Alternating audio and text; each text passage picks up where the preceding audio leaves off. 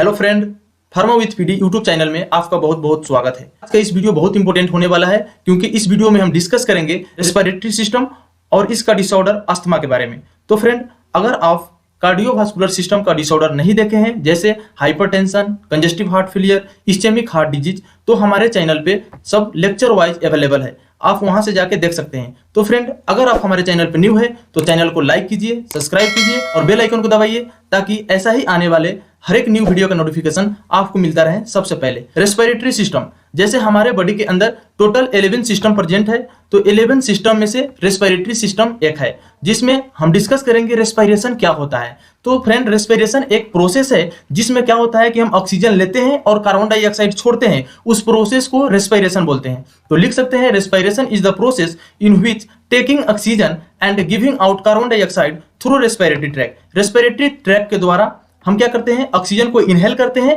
और carbon dioxide को exhale करते हैं, जिस प्रोसेस को रेस्पिरेशन बोलते हैं।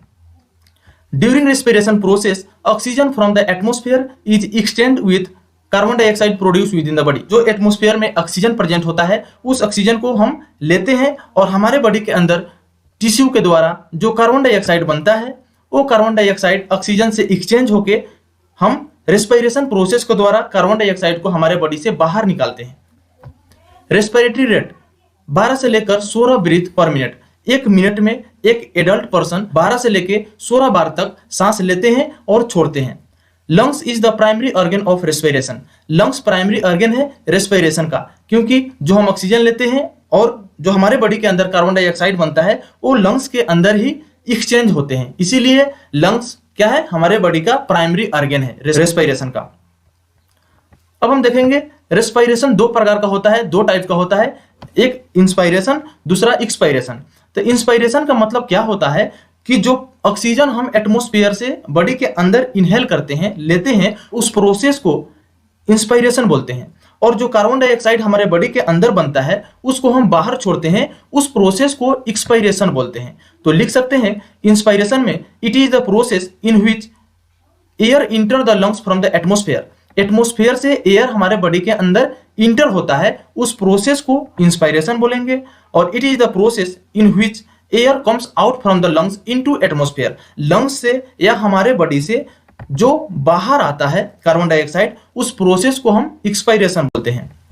It is also called active process. जो इंस्पायरेशन होता है इसको एक्टिव प्रोसेस बोला जाता है, क्योंकि जब हम ऑक्सीजन लेते हैं तो एनर्जी का रिक्वायरमेंट होता है, एनर्जी का यूज होता है, इसीलिए इसको एक्टिव प्रोसेस बोला जाता है। और जो एक्सपायरेशन है it is also called passive process. इसको पैसिव प्रोसेस बोला जाता है क्योंकि जब हम कार्बन डाइऑक्साइड एक्सहेल करते हैं, छोड़ते हैं, तो उसमें कोई भी एनर्जी का यूज नहीं होता है। अब हम डिस्कस करेंगे टाइप ऑफ रेस्पिरेशन, कितना प्रकार का रेस्पिरेशन होता है। तो एक एक्सटर्नल रेस्पिरेशन, दूसरा इंटरनल रेस्पिरेशन।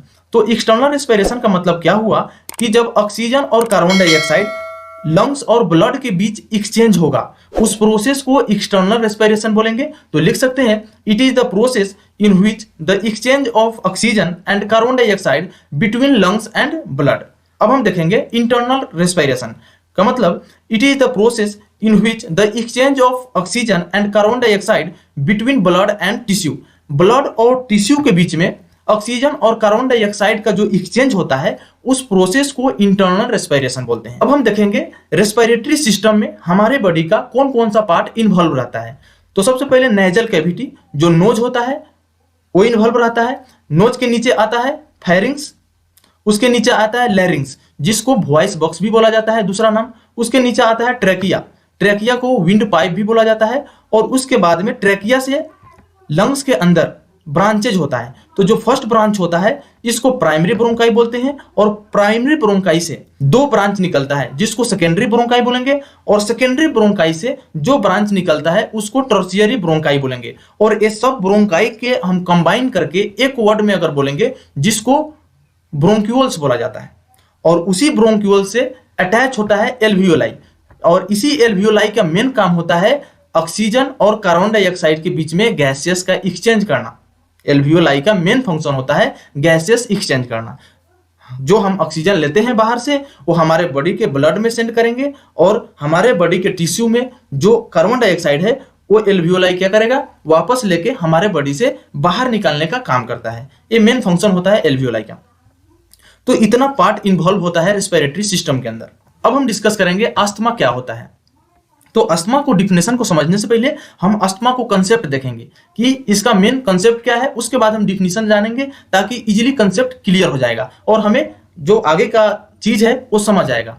ट्रकिया से ब्रांच निकला होता है जिसको हम प्राइमरी ब्रोंकाई बोलेंगे, और प्राइमरी ब्रोंकाई से दो ब्रांच निकलता है जिसको सेकेंडरी ब्रोंकाई बोलेंगे, और इस सेकेंडरी ब्रोंकाई से जो ब्रांच निकलता है इसको टर्शियरी ब्रोंकाई बोलेंगे। इसको क्या बोलेंगे, टर्शियरी ब्रोंकाई। और इस सब ब्रोंकाई को हम कंबाइन करके अगर एक वर्ड में बोलेंगे जिसको ब्रोंक्यूल्स बोलते हैं, एक वर्ड में बोलेंगे वो हो जाएगा ब्रोंक्यूल्स। और इसी ब्रोंक्यूल्स में अटैच होता है एल्वियोलाई, और इसी एल्वियोलाई का काम होता है क्या, गैसेस एक्सचेंज करना। अब हम क्या करते हैं, यहां से एक एल्वियोलाई के जूम करके यहां पे समझने की कोशिश करेंगे कि हमारे बॉडी के अंदर किस मैकेनिज्म से गैसेस एक्सचेंज होता है। तो यहां से हम कट करके यहां पे देखेंगे तो ये हो गया क्या, ब्रोंकाई, ये हो गया ब्रोंकाई, और इसी ब्रोंकाई से क्या है, एल्वियोलाई अटैच है। इस एल्वियोलाई का काम होता है गैसेस एक्सचेंज करना, और एल्वियोलाई के जस्ट पास में प्रेजेंट होता है कैपिलरी, और इस कैपिलरी से ब्लड सर्कुलेट होता रहता है।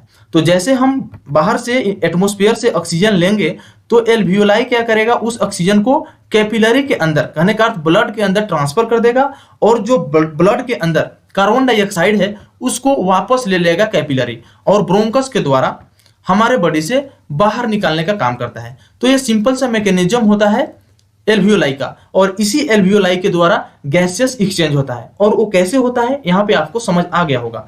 अब थोड़ा सा और हम देखेंगे कि इसमें क्या मैकेनिज्म होता है। और यहाँ पे देखिए ये एल्वियोलाई हो गया, और एल्वियोलाई का मेन काम होता है गैसेस एक्सचेंज करना। तो जैसे गैसेस एक्सचेंज करेगा और हमारे ब्लड से जब कार्बन डाइऑक्साइड वापस लेके ब्रोंकाई से जब बाहर ले जाएगा नॉर्मल कंडीशन में, तो उस टाइम पे क्या होता है कि ब्रोंकाई का जो मसल होता है वो रिलैक्स कंडीशन में होता है, जिसकी वजह से इजीली कार्बन डाइऑक्साइड हमारे बॉडी से बाहर निकल जाता है। लेकिन जब अस्थमा के कंडीशन में क्या होता है कि एल्वियोलाई गैसेस एक्सचेंज करेगा, और गैसेस एक्सचेंज करके ब्रोंकाई के द्वारा जब वो गैस बाहर जाने के लिए आएगा ब्रोंकाई में, तो ब्रोंकाई का जो मसल है वो नैरो हो जाएगा, पतला हो जाता है। मसल क्या हो जाता है, कंस्ट्रिक्ट हो जाता है, या उसमें इन्फ्लामेशन हो जाता है, जिसके वजह से प्रॉपर तरीका से हम सांस को बाहर नहीं छोड़ पाते हैं। उस कंडीशन को अस्थमा बोलते हैं। ठीक है, हम डिफिनीशन कैसे लिखेंगे, asthma is a condition, asthma एक कंडीशन है in which airway become inflamed, narrow and swell which make it difficult to breathe is called asthma. उसमें क्या होता है कि जो इन्फ्लामेशन हो जाता है ब्रोंकाई के अंदर, या ब्रोंकस नैरो हो जाता है, या उसमें स्वेलिंग हो जाता है, जिसकी वजह से सांस प्रश्वास प्रक्रिया करने में डिफिकल्टी होता है। उस कंडीशन को हम अस्थमा बोलते हैं। और जो अस्थमा का जो प्रॉब्लम है ये एक्चुअली ब्रोंकस के द्वारा होता है, क्योंकि ब्रोंकाई में ही प्रेजेंट होता है एल्वियोलाई, और उसी से गैसेस एक्सचेंज होता है, और ब्रोंकाई के द्वारा ही जो गैस है कार्बन डाइऑक्साइड है वो हमारा बॉडी से बाहर आता है। इसीलिए अस्थमा को ब्रोंकियल अस्थमा भी बोला जाता है। अब हम देखेंगे टाइप ऑफ अस्थमा, कितना प्रकार का अस्थमा होता है। तो एक होता है एक्सट्रिंसिक अस्थमा, दूसरा होता है इंट्रिंसिक अस्थमा। तो एक्सट्रिंसिक अस्थमा में क्या होता है कि it is also called allergic asthma, इसको एलर्जिक अस्थमा बोला जाता है, और इंट्रिंसिक अस्थमा को नॉन एलर्जिक अस्थमा भी बोला जाता है। जो एक्सट्रिंसिक अस्थमा है इसमें इससे ही क्लियर हो रहा है कि इसमें जो पॉजिटिव एजेंट होगा अस्थमा कराने वाला वो एक्सटर्नल फैक्टर होगा, इन्वायरमेंटल फैक्टर होगा। जैसे this type of asthma is initiated by extrinsic agent, इसमें एक्सट्रिंसिक एंटीजन प्रेजेंट होता है, जैसे डस्ट, पोलन, इसके द्वारा अस्थमा जो होता है उसको हम एक्सट्रिंसिक अस्थमा बोलेंगे। और this type of asthma is initiated by respiratory infection, cigarette smoke, अगर हमारे बॉडी के इम्यून द्वारा कुछ एलर्जी हुआ, कुछ इन्फेक्शन हुआ, या हम ज़्यादा से ज़्यादा सिगरेट का स्मोक करते हैं, ज़्यादा से ज़्यादा स्मोकिंग करेंगे, तो ब्रोंकाई में क्या हो जाता है, इन्फ्लामेशन हो जाता है, इन्फेक्शन हो जाता है। तो इस प्रकार का जो अस्थमा होता है इसको हम इंट्रिंसिक अस्थमा बोलेंगे। अब हम देखेंगे सिम्टम ऑफ अस्थमा। अस्थमा के पेशेंट में कौन कौन सा सिम्टम देखा जाता है। ब्रीथलेसनेस, जिसको हम डिस्पोनिया बोलते हैं। डिस्पोनिया एक कंडीशन है जिसका मतलब होता है shortness of breathe. Chest tightness, chest tightness लगेंगे, भारी सा चेस्ट लगेंगे, कॉफ, वीजिंग, ये कुछ कॉमन साइन एंड सिम्टम है जो अस्थमा के पेशेंट में देखा जाता है। अब हम समझेंगे इटियोलॉजी ऑफ अस्थमा। इटियोलॉजी क्या है अस्थमा को कॉज कराने के लिए, कौन कौन सा पॉजिटिव एजेंट है जो अस्थमा कॉज कराता है। तो सबसे पहले इन्फेक्शन की वजह से हो सकता है, irritant, pollution, stress, anger, smoke, dust और पोलन, ये कुछ कॉजेटिव एजेंट है जो अस्थमा कॉज करा सकता है। अब हम डिस्कस करेंगे पैथोफिजियोलॉजी ऑफ अस्थमा, क्या मैकेनिज्म है अस्थमा होने का, अस्थमा हमारे बॉडी के अंदर कैसे इनिशिएट होता है। तो एंटीजन फ्रॉम इन्वायरमेंट, जैसे कुछ एंटीजन जैसे डस्ट, पोलन हमारे बॉडी के अंदर इंटर करता है तो एयरवे इन्फ्लामेशन, एयरवे के अंदर कहने का अर्थ जो ब्रोंकियल है, ब्रोंकाई है, उसमें इन्फ्लामेशन हो जाता है। जैसे इन्फ्लामेशन होगा तो क्या होगा, hyper secretion of mucus, mucus का सिक्रेशन ज्यादा हो जाता है।